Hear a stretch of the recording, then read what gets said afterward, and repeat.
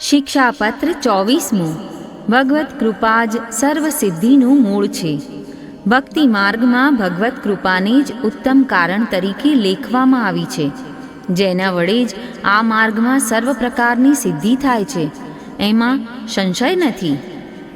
અને એ કૃપા તો જેઓ આપણા આચાર્યશ્રીને શરણે આવ્યા છે તેમના ઉપર થાય છે, કારણ કે શરણે આવેલાઓને શ્રી મહાપ્રભુજી પ્રભુને સોંપી તેમના સ્વરૂપનું જ્ઞાન કરાવે ત્યારે જ પ્રભુ કૃષ્ણ એ કૃપા કરે છે. શ્રી યમુનાજીનો ગોપકુમારિકાઓએ જેમ ભગવાનની અવતાર લીલાના સમયમાં એટલે કે ભગવાનની કૃપા મેળવવા આશ્રય કર્યો, માટે એવી કૃપા મેળવવા ઈચ્છનાર જીવે અત્યારે આચાર્યશ્રીનો દ્રઢ આશ્રય કરવો, અથવા તો જેમ પુલિંદીઓએ ભગવત ભક્ત એવા ગિરિરાજજીનો આશ્રય કર્યો હતો, અથવા તો જેમ અગ્નિકુમારિકાઓએ કાત્યાયની વ્રત કરીને કાત્યાયનીજીનો આશ્રય કર્યો હતો, અને તેથી જેમ તે જે ભક્તજનોને પોતાની પ્રાપ્તિ થાય એ માટે શ્રી કૃષ્ણ આપ પોતે પ્રગટ થયા હતા, અથવા તો જેમ રાસલીલા સમયે પોતે દૈન્ય ભાવાત્મક રૂપે પ્રાદુર્ભાવ પામ્યા હતા, તેવી રીતે અનવતાર દશામાં જીવોને ભગવત કૃપાથી એટલે કે પુષ્ટિ સંબંધી સિદ્ધિ થાય, એ અર્થે શ્રીમદાચાર્યજીનો સંબંધ એ જ એક સાધન છે, બીજું કોઈ સાધન નથી.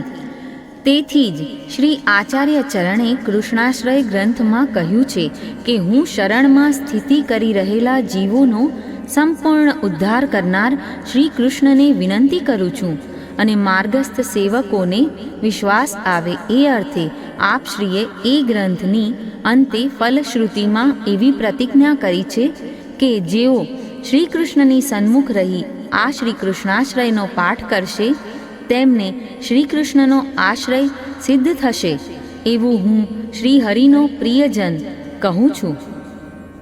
માટે અન્ય પ્રકારે ફળ મેળવવાનો પોતાના હૃદયમાં વિચાર કરવો નહીં. વિશ્વાસથી જેમ ચાતક પક્ષી સ્વાતિનું જલ પામે છે, તેમ ઘન સમાન શ્યામ શ્રી કૃષ્ણ વિશ્વાસે રહેલા ભક્ત પર પોતાના આનંદની વર્ષા વર્ષાવશે. આ પ્રકારે જો વિશ્વાસરૂપી સદ્ભાવ હશે તો સર્વ કાંઈ સિદ્ધ થશે, કેમ કે આપણા સ્વામી પ્રભુમાં સર્વ કરવાનું સામર્થ્ય છે.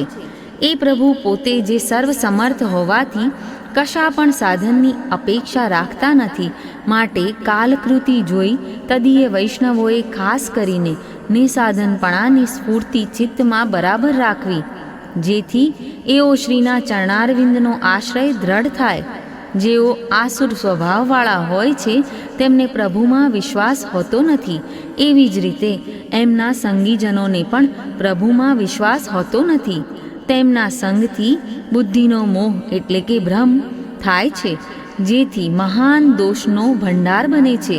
તે મતિમોહ એટલે અહંભાવરૂપી અજ્ઞાન દૂર થવા માટે ભગવત ચરણોનું સેવન કરનારા પહેલાંના ભક્તો પ્રહલાદજી તથા 84,252 ભગવદીઓ જેવાની વાર્તાઓ શ્રવણ કરવી, તેનાથી આપણામાં દૈન્ય પ્રગટશે, તેમજ નિસાધનતા પણ આવશે.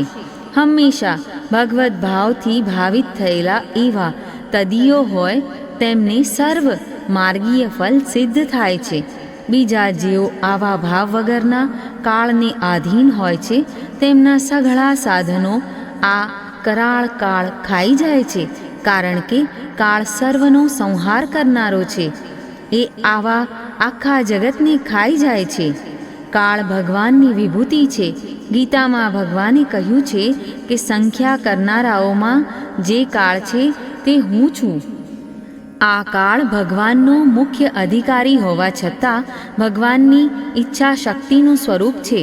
તેથી જેઓ ભગવાનના અંતરંગ સેવકો છે તેમની ઉપર એનું બળ ચાલતું નથી. કાળ તો સર્પ જેવો છે, જેમ બીજા સર્વને સાપ ઝેરથી મારે છે, પણ જેઓએ અમૃતનું પાન કર્યું હોય તેમને તો એ સ્પર્શ પણ કરી શકતો નથી કે સૂંઘી પણ શકતો નથી.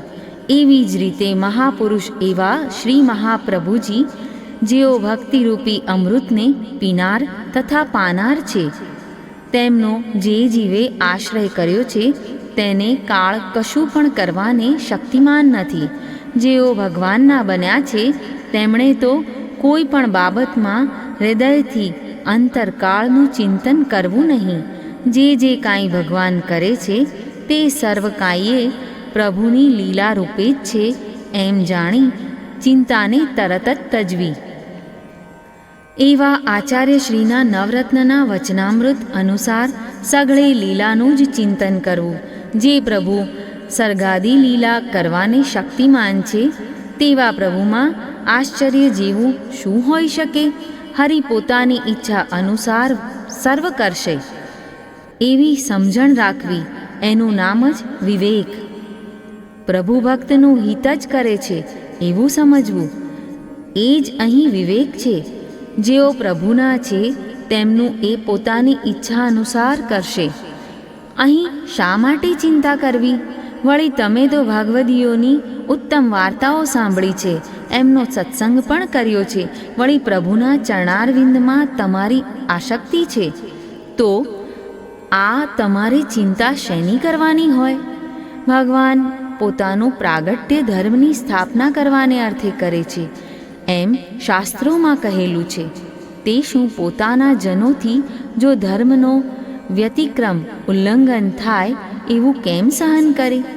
ભગવાન તો બ્રહ્મભાવવાળા ભક્તો, ગાયો તથા સ્વ આચરણમાં તત્પર વિપ્રો એટલે બ્રાહ્મણોના સ્વામી છે અને એકમાત્ર વેદ ધર્મનું પાલન કરનારા છે. તો જેઓ ગાય, બ્રાહ્મણ ને વેદ ધર્મનો વિરોધ કરતા હોય તેમના કાર્યને શ્રી કૃષ્ણ કેમ સહન કરી શકે? જે પ્રભુ કૃષ્ણ પરમાનંદના સમૂહ છે અને અત્યંત દયાળુ છે, એ મનુષ્યોમાં દયાનો અભાવ થાય એ કેમ સહન કરી શકે? માટે અહીં જે કાંઈ બને છે તે સર્વથા જીવના પોતાના દોષથી જ બને છે. હરિમાં તો નિત્ય નિર્દોષપણું, પૂર્ણ ગુણતા સંપૂર્ણ રૂપમાં બિરાજે છે. માટે કોઈ પણ વખતે હૃદયમાં પ્રભુનો દોષ કોઈ પણ પ્રકારે લાવવો નહીં. પ્રભુની આસુર વ્યામોહ લીલા સાંભળ્યા પછી પણ જો ઉદ્ધવાદી મહાન ભક્તો પૃથ્વી પર જીવતા હોય, એટલે કે વિરહે પ્રાણ ત્યજ્યા નહીં, તો પછી આપણે તુચ્છ જીવો કોણ માત્ર?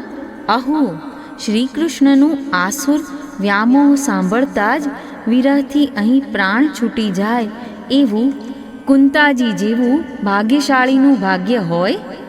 આપણા પ્રભુ તો આજે પણ નિત્ય અખંડિત અને એકરૂપ બિરાજમાન છે. માટે મનમાં પણ દુઃખ લાવવું નહીં. તમે સર્વ ભગવદીઓ ભેગા મળી આ પત્રની શિક્ષાને વિચારજો. તેથી બુદ્ધિમાં ઉત્પન્ન થતા સંશયો દૂર થઈ જશે. આપણું તો સંપત્તિ તેમજ વિપત્તિ બંનેમાં સાધન અને સાધ્ય બંને શ્રી કૃષ્ણ શરણમ મમ એ જ માત્ર છે એવું આપણા શ્રી આચાર્ય ચરણે કહ્યું છે.